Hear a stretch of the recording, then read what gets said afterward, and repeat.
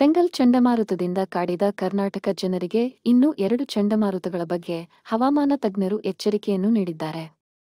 December 14 ಮತ್ತು 15 ನಂತರ 17 ಮತ್ತು 18 ರಂದು ಇನ್ನೂ ಜೋರು ಮಳೆಯಾಗುವ ಸಾಧ್ಯತೆ ಇದೆ ಎಂದು ಮುನ್ಸೂಚನೆ ನೀಡಿದ್ದಾರೆ. ಕರ್ನಾಟಕ, ತಮಿಳುನಾಡು ಸೇರಿದಂತೆ ಹಲವು ರಾಜ್ಯಗಳಲ್ಲಿ ಮತ್ತೆ ಮಳೆಯಾಗುವ ಸಾಧ್ಯತೆ ಇದೆ ಎಂದು ಭಾರತೀಯ ಹವಾಮಾನ ಇಲಾಖೆ ಮುನ್ಸೂಚನೆ ನೀಡಿದೆ.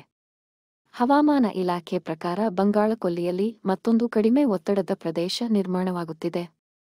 ಬಂಗಾಳಕೊಲ್ಲಿಯ ನೈಋತ್ಯ ಭಾಗದಲ್ಲಿ ರಚನೆಯಾಗುವ ಸಾಧ್ಯತೆ ಇದೆ. ಕೊಡಗು, ದಕ್ಷಿಣ ಕನ್ನಡ, ಚಿಕ್ಕಮಗಳೂರು, ಶಿವಮೊಗ್ಗ, ಉತ್ತರ ಕನ್ನಡ ಜಿಲ್ಲೆಯ ಹಲವೆಡೆ ಭಾರೀ ಮಳೆಯಾಗುವ ಸಾಧ್ಯತೆಯಿದೆ. ಚಾಮರಾಜನಗರ, ದಾವಣಗೆರೆ, ಮೈಸೂರು, ಮಂಡ್ಯ, ಹಾಸನ, ಹಾವೇರಿ, ಚಿತ್ರದುರ್ಗ, ಯಾದಗಿರಿ, ವಿಜಯಪುರ, ಕೊಪ್ಪಳ, ಧಾರವಾಡ, ಗದಗ, ಬಾಗಲಕೋಟೆ, ಬೆಳಗಾವಿ, ವಿಜಯನಗರ ಜಿಲ್ಲೆಗಳಲ್ಲಿ ಅಲ್ಲಿ ಸಾಧಾರಣ ಮಳೆಯಾಗುವ ಸಾಧ್ಯತೆಯಿದೆ ಎಂದು ಮುನ್ಸೂಚನೆ ನೀಡಿದೆ. ಇನ್ನುಳಿದ ಜಿಲ್ಲೆಗಳಲ್ಲಿ ಯಾವುದೇ ಮಳೆ ಮುನ್ಸೂಚನೆ ಇರುವುದಿಲ್ಲ ಎಂದು ಹವಾಮಾನ ಇಲಾಖೆ ತಿಳಿಸಿದೆ. ಡಿಸೆಂಬರ್ 10 ರಂದು ದಕ್ಷಿಣ ಕನ್ನಡ, ಕೊಡಗು ಜಿಲ್ಲೆಗಳ ಪ್ರತ್ಯೇಕ ಭಾಗಗಳಲ್ಲಿ ಭಾರೀ ಮಳೆಯಾಗುವ ಸಾಧ್ಯತೆಯಿದೆ.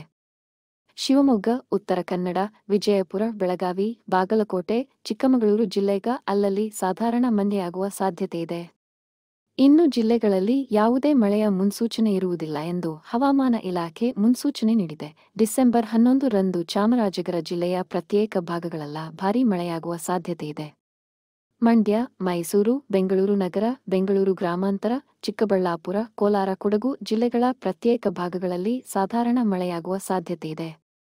ಇನ್ನುಳಿದ ಜಿಲ್ಲೆಗಳಿಗೆ ಯಾವುದೇ ಮಳೆ ಮುನ್ಸೂಚನೆ ಇಲ್ಲ ಎಂದು ಹವಾಮಾನ ಇಲಾಖೆ ತಿಳಿಸಿದೆ.